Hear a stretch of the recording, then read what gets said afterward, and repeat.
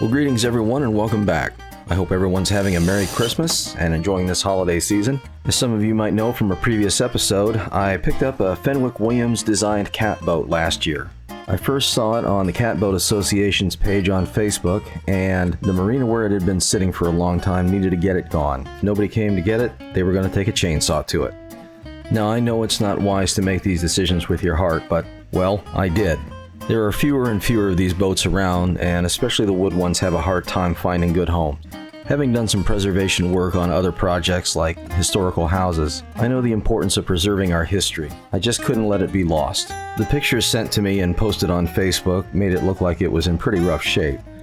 Some of my initial research on this boat showed that it was featured in the Catboat book. Although she's had several names since her initial christening, its latest incarnation was Patchy Fog. There are a couple of great pictures of it as well as a little bit of information on it. She was designed for the Alden office in 1947 and built in 1955. I didn't know much more about it at that point, but I would find out some more here in the future, but this is all I had to go on, and it was more than enough to let me know this boat's got some soul. But the more I looked at it, it really looked pretty intact and pretty solid. But I really wasn't seeing any obvious deal breakers. Most of the exposed wood that I could see was simply oxidized, not rotted. The overall structure looked intact, although I could see a few issues here and there, but honestly it just didn't look like anything I couldn't handle. I've really learned to see the value in something you have to look past the surface. The peeling paint, the few missing boards, those aren't really accurate indicators of what's beneath. And I'm also not afraid of the work. It was a mess, and it's going to take a lot of work, but work is work. Work can be done. So, let's go up to Gloucester, Massachusetts and get it.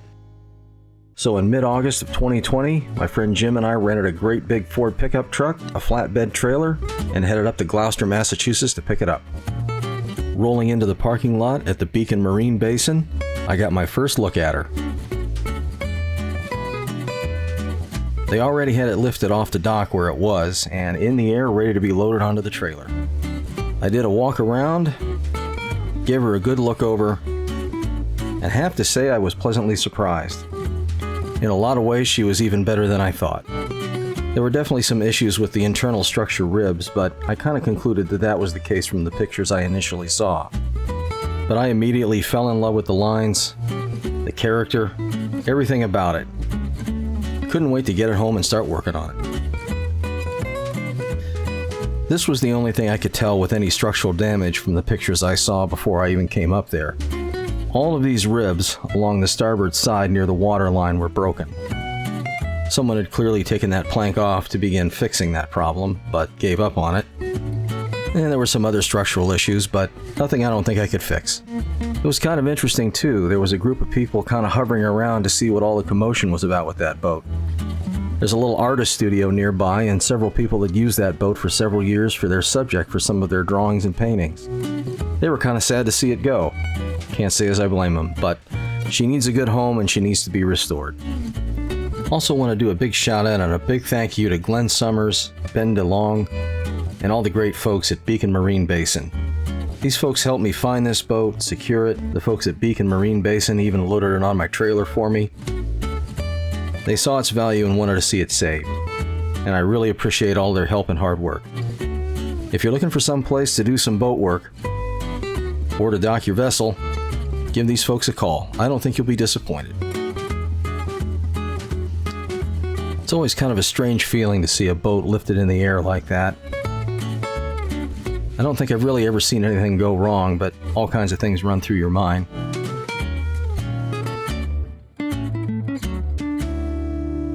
And just like that, it was ready to be pulled off into the other side of the parking lot to have the shrink wrap put on. With all the loose stuff on this, between paint and screws and God knows what else is in there, I thought it'd be a good idea to have it shrink wrapped for the trip home. Plus, it's unlikely I was going to get to do any significant work on this for a while, and it's the first covering this boat's had on it in a long time. So my initial intent was to keep it on there for the fall and the winter and open it up in the spring. Finally down on the trailer, this was the first time I really had the chance to get up close to it, look at it, and climb inside and see what was going on. Walking around it up close, it still looked pretty darn good.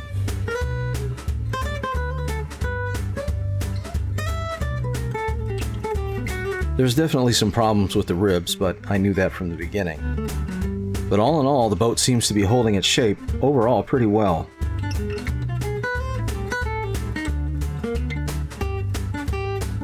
I just had to get up there and see what that deck looked like.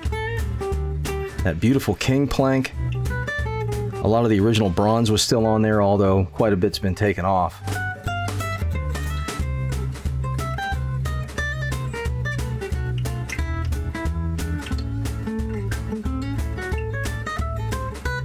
Those were some of the ribs somebody tried to put in at one time.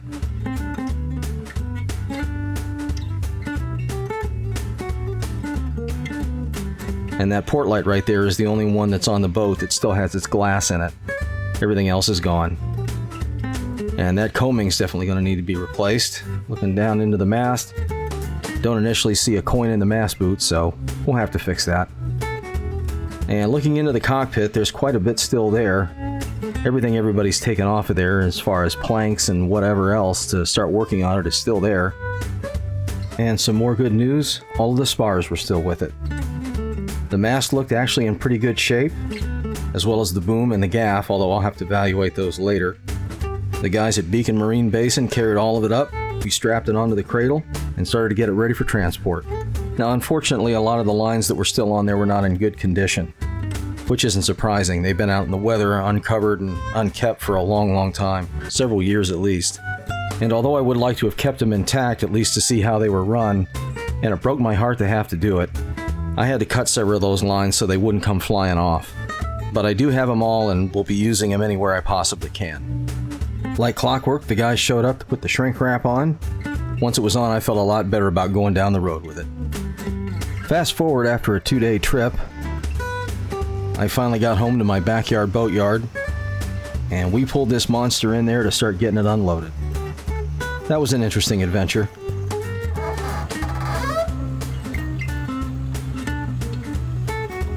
Just to cut to the chase, I'll let you know, yes, I did get it off of there. Now, just a real quick side note, I spent a lot of the winter trying to do more research on this boat. And then I hit the jackpot. I found one of the former owners of Patchy Fog, Fenwick Williams. After some conversations and correspondence, he was kind enough to send me copies of pictures of Patchy Fog in its heyday. How amazing does this boat look in her prime? Aside from just being exciting, these pictures give me a lot of details, a lot of information, and a lot of ideas on how to restore the boat. It was great to see the boat loved, cared for, and used. There are a lot of people who got a lot of enjoyment out of this boat. And that's a big motivation for me to restore it. I want to see it brought back to its former glory. And then the crown jewel of all of this information cache, he sent me a copy of Fenwick Williams' original drawings for the boat, including the lofting lines, the cabin and cockpit layout, and several details including the materials list, and the sail plan. Without these resources, I really doubt I could restore it to its proper condition. As I've mentioned thus far, there are a lot of people who made this happen, and I'm really grateful to them all. Now, like I said, I kept the shrink wrap on there for that fall and the winter. It's the first time that boat had been covered up in almost a decade. Bringing it home in August of 2020, it was now time in the spring of 2021 to take the shrink wrap off and put a carport tent around it so I could start working on it. I've been dreaming about this moment all winter. And now it's time to do a little bit of a survey on this boat. I still have an awful lot to learn about this process, but I'll show you how I do it and what I know. Hopefully some of this will come in handy for you. Anyway, here's what I use. A little hammer to do some tapping, an old rigging knife with a marlin spike on it, a flashlight, and one of these. I highly recommend you pick one of these up. They go by several different names, an endoscope or a boroscope, and you can pick them up on Amazon for 30 or 40 bucks. I use this little thing all the time for all kinds of stuff, looking in areas that you simply can't get to otherwise. It sends a video signal to your iPhone through Bluetooth and allows you to record, take pictures. Comes in really handy. One of the first things I did was go around and tap the wood all over the place. A nice high-pitched tick is what you want. If you hear a dull thud, that might indicate some rot behind there. One thing to keep in mind is that even good wood like this sounds different if it has paint on it versus when it doesn't. So keep in mind, just because you hear a lower tone doesn't necessarily mean it's rotten. Looking in the seams, I found several places with some silicone caulking.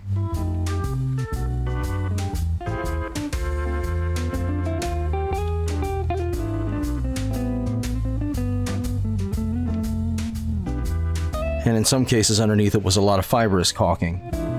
Most of it I think was cotton. Next, I went all over the boat looking for any rot or soft spots. Using the marlin spike with just some light pressure, I went around to test for any rot. Always make sure to test the end grain too, that's always important. It turns out that the planking for this boat was white cedar, which isn't a terribly hard wood to begin with. Just be aware if you get a little bit of a play in there, that's not necessarily a bad thing depending on what kind of wood it is.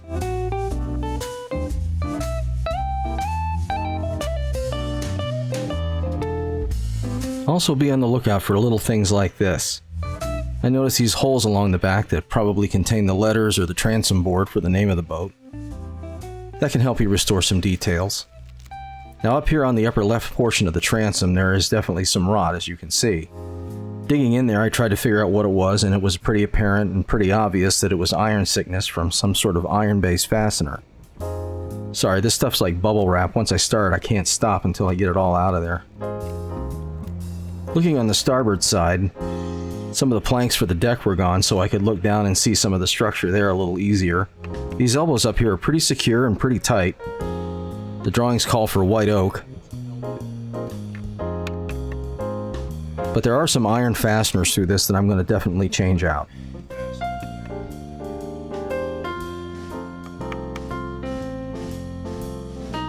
Now the outer portion of the combing is definitely shot. It's several very thin pieces of wood, probably steamed and wrapped around a form, but there's really nothing left to it. I can almost pull the entire thing off with my hands. Now there's some beadboard on the interior of this that I think is actually salvageable, but this portion out here is definitely gone. My guess is I'm probably going to have to rebuild the entire cabin, although most of the materials with it I can probably reuse. The deck additionally was a nice surprise. It is really thick wood, it's really solid, I'm not finding any rot in it whatsoever. It's just going to need to be cleaned off. And again, another spot here where the combing is really shot. Now areas like this I really wanted to do a closer inspection, and finally got in there to really get a good look at it. This is on the starboard side near the water line. And all of the ribs along here are broken, and all in the same place. Now there's a lot of speculation about what could have caused that. It could have been just under-engineered. There's a chance the boat could have been dropped. It's really hard to say. But they're all going to need to be replaced, and you can see where the boat is losing some of its shape in this area. To me, these ribs just don't look terribly strong to begin with, so I may look at beefing this up a little bit structurally. And some of them have clearly been sistered along the way. But even those are broken, so I'm estimating that I'm going to have to replace 100% of the ribs. Moving down to the keel, I was really expecting to see quite a bit of rot in here. And there's definitely some things I'm going to have to replace right off the bat. Now this area right in front of the propeller I think is called deadwood. But I think these are actually planks, behind which there's an open space for the propeller shaft. I don't think it's one solid piece of wood with a hole drilled through it for the shaft. But I'll need to do more inspection on that later. Lots of areas I found in here with silicone caulking in it. But honestly, the wood seems pretty solid. I'm not really seeing any significant rot. Underneath the paint, the surface of the wood feels a little bit wet, maybe a little punky, but it's not rotten. And the seams are extremely tight. And right at the bottom of the hull where it meets the keel and the deadwood, there's a long strip of copper sheeting. I'll have to take that off at a future date too.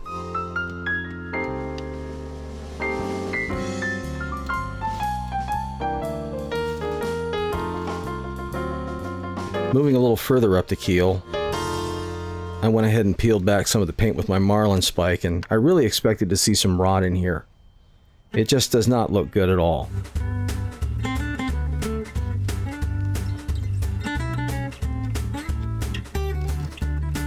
But really, the seams are tight. Again, the wood feels a little damp, but it's not rotten. There are a couple places that are questionable, but I don't think that justifies complete replacement of the keel. If the rest of it's like this, there might just be some areas that I just need to repair.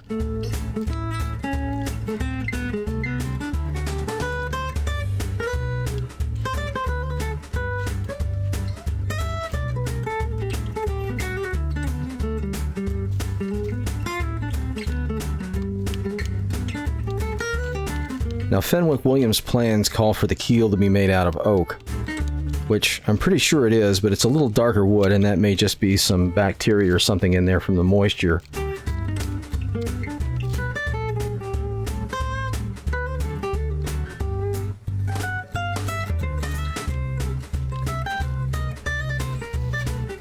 Additionally, you can see a lot of caulking coming out from between a lot of the planks, which isn't a surprise. I already knew I'm going to have to recaulk this boat considering how long it's been out of the water. Once the wood shrinks that much, it's going to need to be recaulked no matter what. Here's a nice sample of it though. I was able to take that out pretty easily. Closer examination of it shows whoever did this really knew what they were doing. You see some of those spiral pleats in there. That means it was really put in properly. Just a general overview of the sides, I can tell that, yeah, there's a few places where it's lost its shape, but considering how many of these ribs are broken in there, that's not surprising. And there's definitely some places where the jack stands for the cradle are pushing into the hull. But again, I'm not surprised. Those are all things I can fix. Looking at the stem, it actually looks pretty good too. Again, the wood isn't rotted, it's just oxidized from the paint being gone on it for so long. Now there are some areas up here that have opened up a little bit. This is another area where I can use that endoscope to get into some places that I otherwise really couldn't see.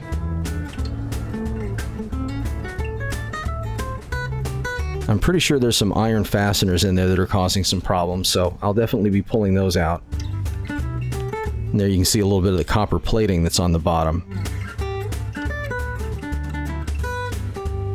But all in all, everything seems pretty tight.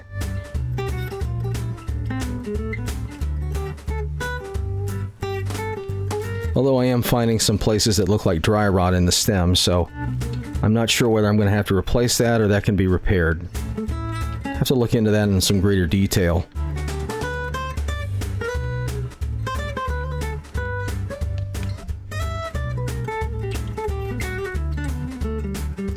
Looking in the endoscope into that crack, I can go definitely deeper than what I can see with the unaided eye. Yeah, there's definitely some dry rot in there. Not a big surprise. And underneath this area of the stem where you get a lot of banging up against things, it's not surprised that it's got some damage. It looks like it started to probably take on some water or had some damage and somebody put some silicone caulk up there.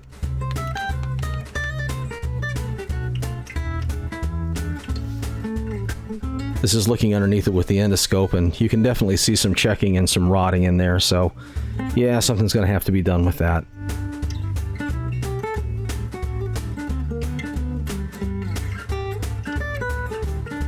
But all in all, I'd have to say that 90% of the planking is still reusable on this boat.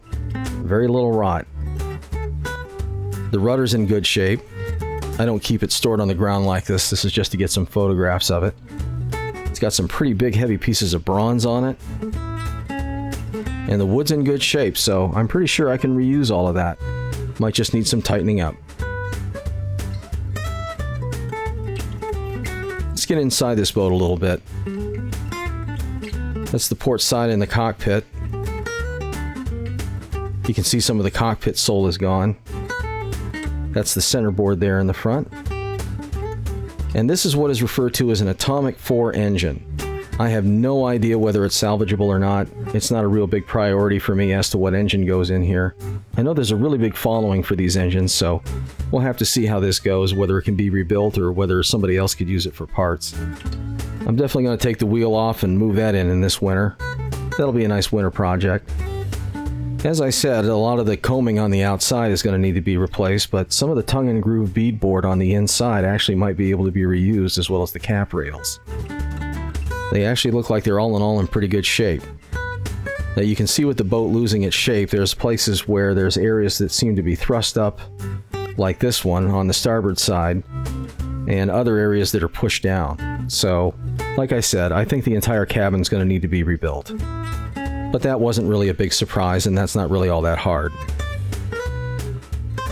What I'm happy to see about it is that I can use probably 90% of the original materials. Now there are some soft spots in the deck. Again, the plans call for white oak to be used for the deck beams and that sort of thing. So some of those may need to be replaced. Now back here in the steering mechanism, there's definitely some of the bronze left. And it's hard to see, but there's a battery changing switch down there, as well as a couple fuel tanks. This is looking on the port side. You can see the deck beams exposed here with a couple of the pieces of the deck plank removed.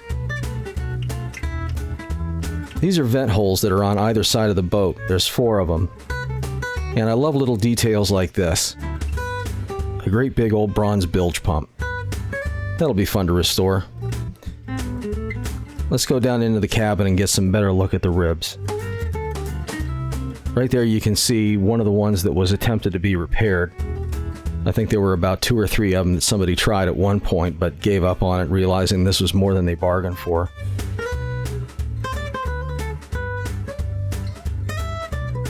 The bilge stringer right there. And of course where the area of the caulking is going, you can see light through that. Some of the floors are visible too, and as you'll see later on, some of them are kind of loose, so they're going to need to be tuned up. The bow actually doesn't look in too bad a shape. The ribs at least have held their form. I'll be able to use those as a pattern for new ones. There are 4 knees in the boat.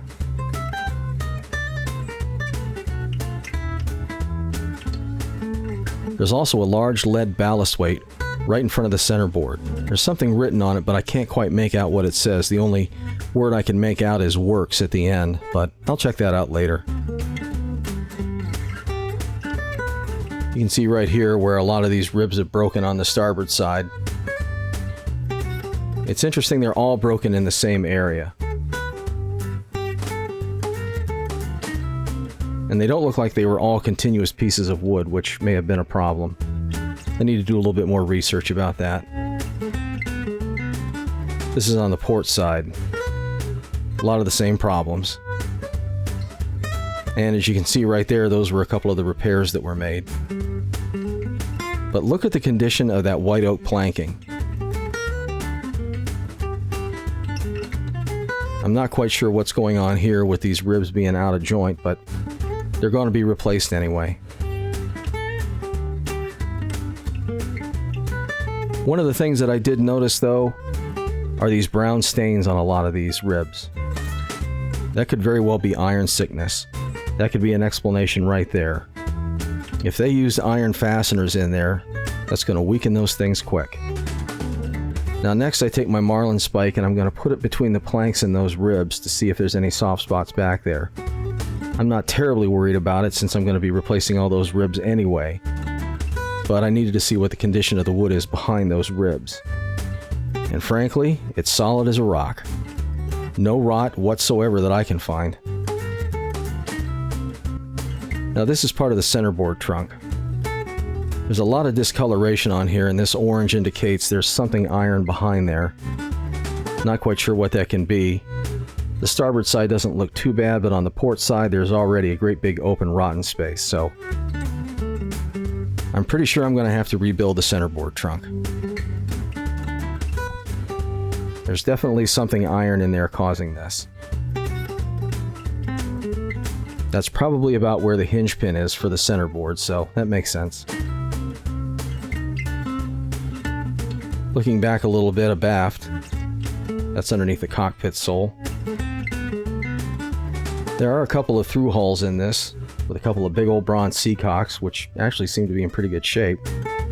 Picking around with my marlin spike into the knees, despite the fact that this one looks pretty rough, is actually in very good shape. That particular rib right there just pulled right out, practically crumbled in my hand, and looking at the wood behind it, you can barely tell there was a rib there. That's a pleasant surprise.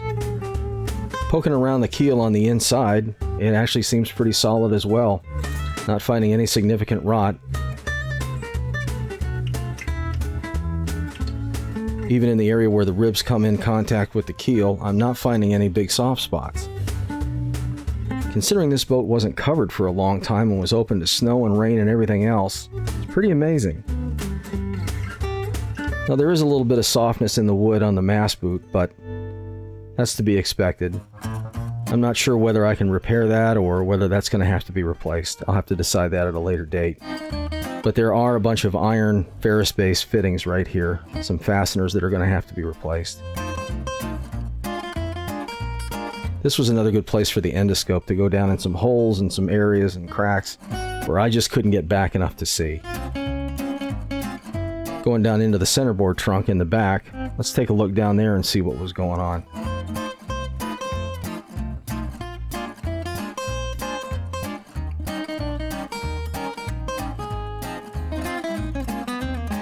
Well, the hardware still looks intact and in good shape.